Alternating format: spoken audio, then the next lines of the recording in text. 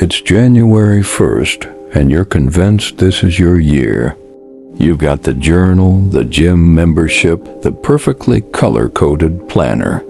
You're going to wake up at 5 a.m., meditate, hit the gym, read 50 books, learn Spanish, and finally start that side hustle. You feel unstoppable.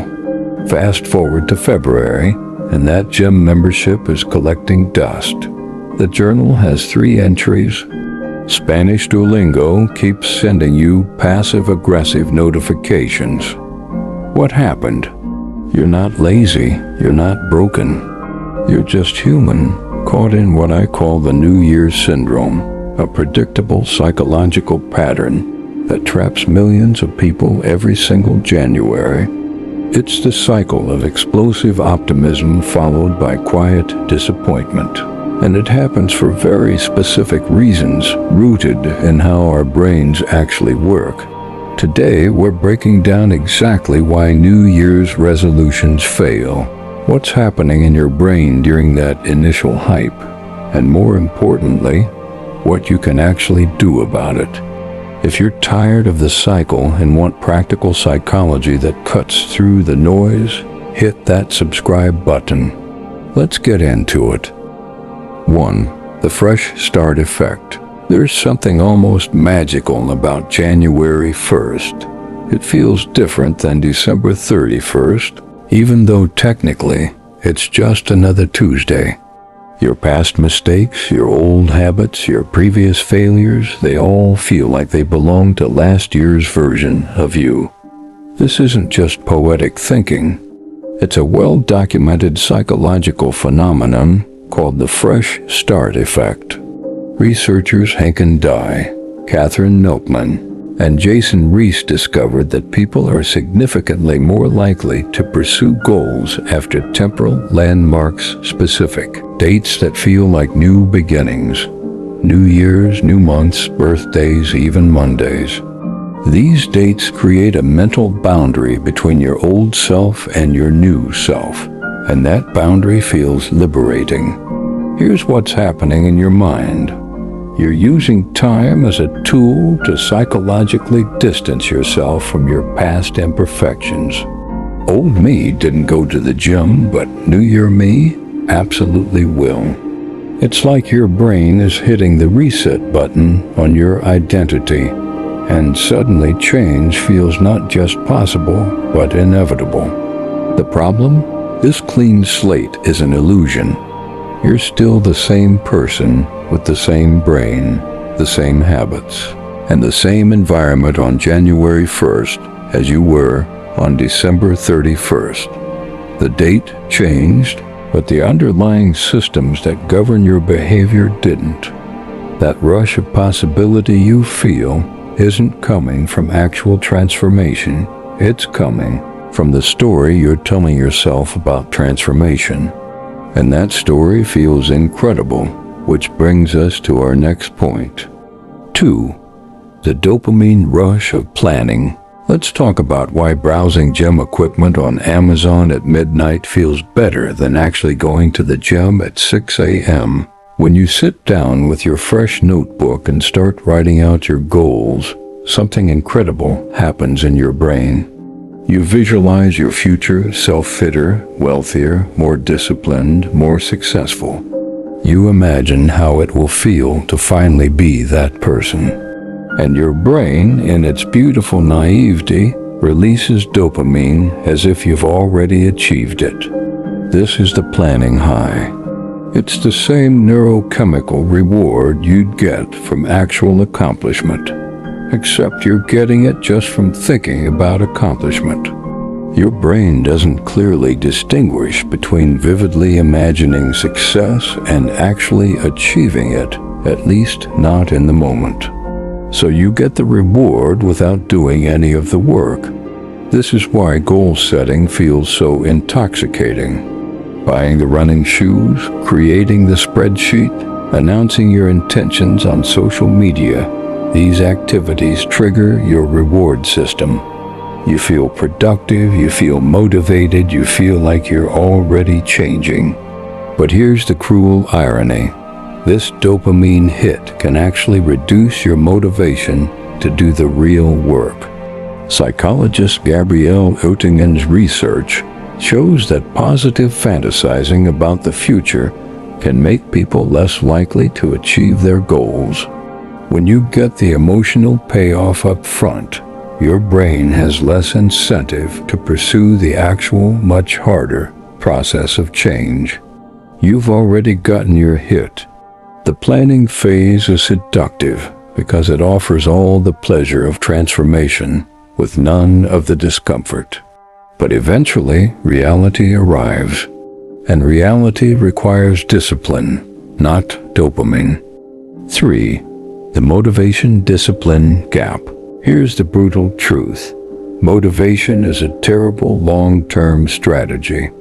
On January 1st, you're overflowing with motivation. You could run through a wall. You genuinely believe that this feeling will carry you through the entire year. But motivation is an emotion, and like all emotions, it's temporary. It peaks, it fades, and it disappears entirely the moment things get uncomfortable. Most people don't fail because they lack motivation at the start. They fail because they mistake motivation for discipline. Motivation gets you to the gym on Monday when you're excited.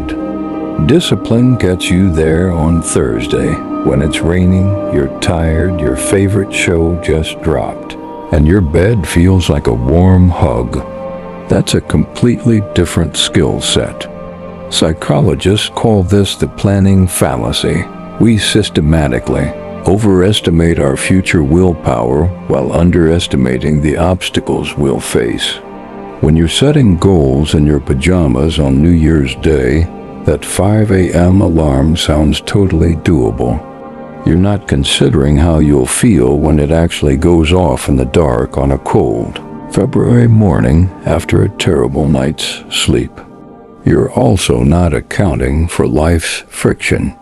The emails that pile up, the unexpected work crisis, the friend who needs help, the sore throat, the argument with your partner, the simple exhaustion of existing. Future you seems like a superhuman who will effortlessly overcome all of this. But future you is just you. Same brain, same limitations, same finite willpower. And willpower is finite. Every decision you make, every temptation you resist, every email you answer depletes your mental reserves. By the end of a regular day, you're not the motivated person who set the goal, you're the exhausted person trying to survive until bedtime. This is why people don't gradually lose motivation. They hit a wall. One bad day becomes two becomes a week. And suddenly the gap between who you promised you'd be and who you actually are feels insurmountable. The motivation is gone, and you never built the discipline to replace it. 4. Identity versus behavior change. Most New Year's resolutions are identity declarations disguised as goals. I'm going to become a runner. I'm going to be a morning person. I'm going to be someone who reads every day. You're not setting a goal, you're announcing a new version of yourself. And that's precisely the problem. Identity change sounds inspiring, but it skips the most important part, the actual behaviors that create that identity. You can't just decide to be a gym person. You become a gym person by going to the gym repeatedly until your brain accepts this as normal. Identity is the result of behavior, not the cause of it. James Clear talks about this brilliantly in Atomic Habits. Every action you take is a vote for the type of person you want to become. One workout doesn't make you a fit person, but it's one vote for that identity. The problem is most people want to feel like that identity immediately, without casting enough votes. This is why people focus on outcomes instead of systems. They say, I want to lose 20 pounds instead of I'm going to build a system where I move my body 4 times a week. They say, I want to read 50 books instead of I'm going to read for 20 minutes before bed.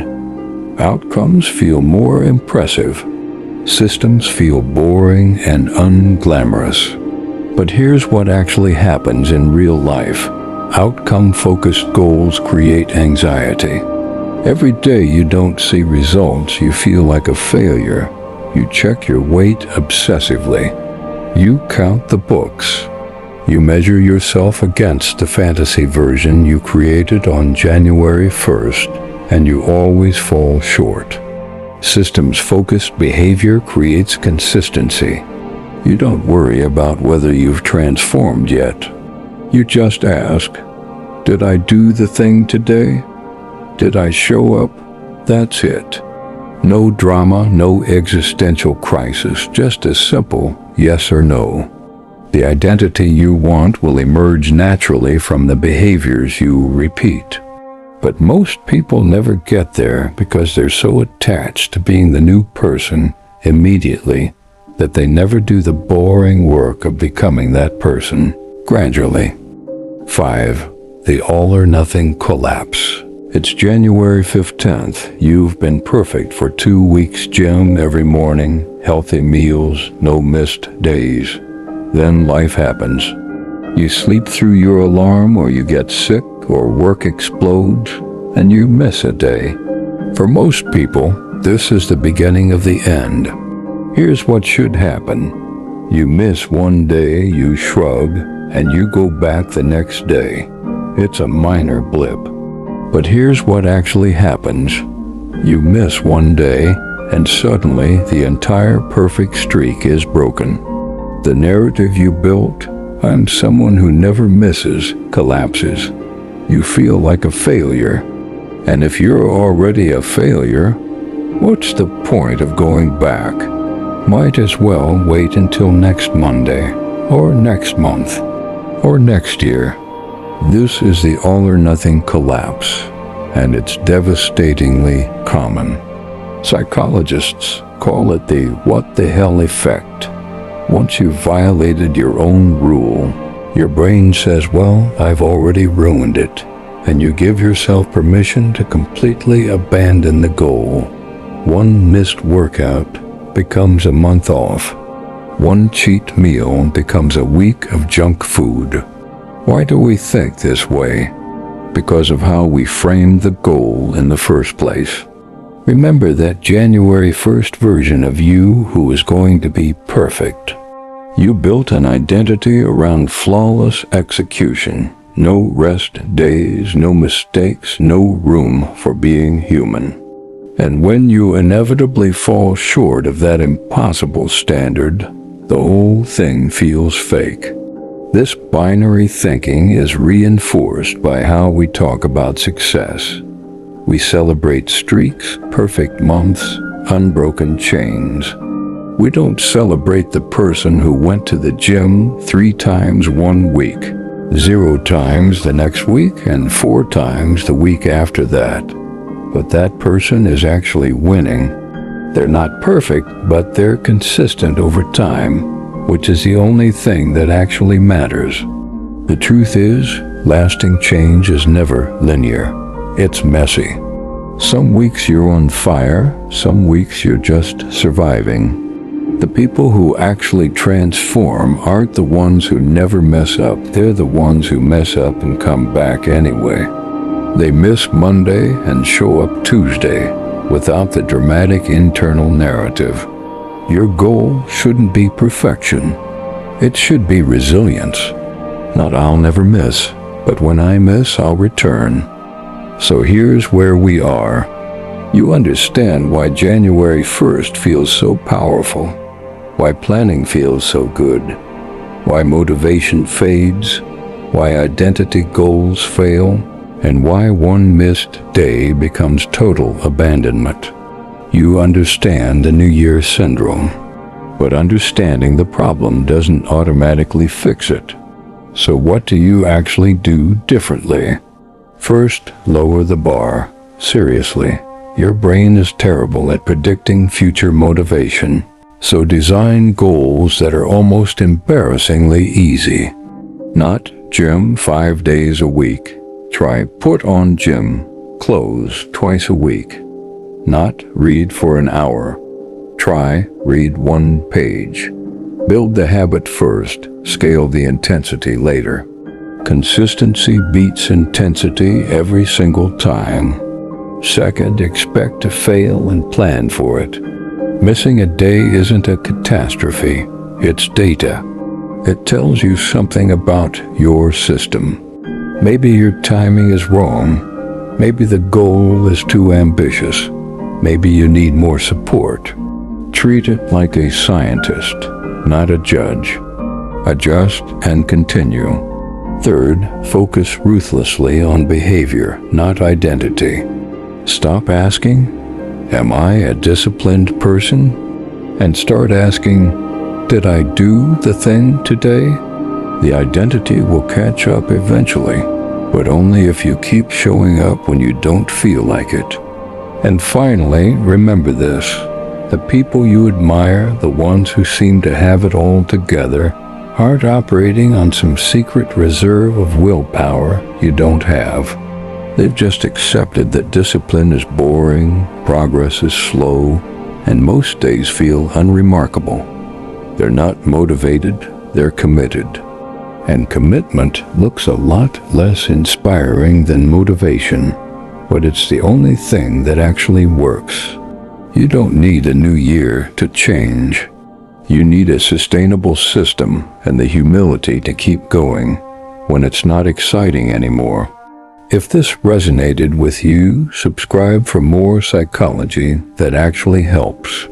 And if you want to support the channel, consider joining our Patreon community where we go even deeper. Now go do the thing, not perfectly, just consistently.